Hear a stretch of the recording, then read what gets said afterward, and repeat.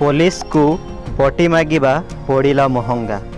3 गिरफ युवकों निकटरू गोटे बंधुक नगद 700 टंका समेत किछि मारणास्त्र जबत।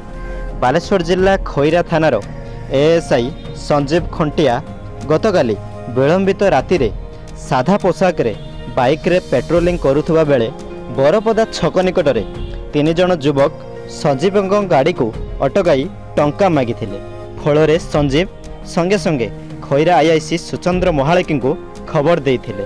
आईआईसी संगे संगे एक टीम नहीं उक्त स्थान रे पहुंची युवक 3 जन को काबू करथिले।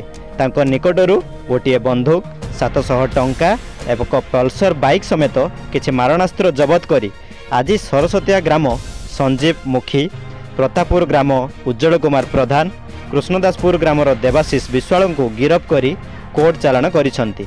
एही 3 जन युवक स्वर, औपदा, खैरा और भुवनेश्वर विभिन्न थाना रे मामला थिबा सूचना मध्य मिली।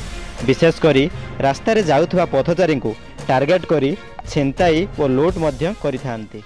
ब्यूरो रिपोर्ट अभय न्यूज ओडिशा।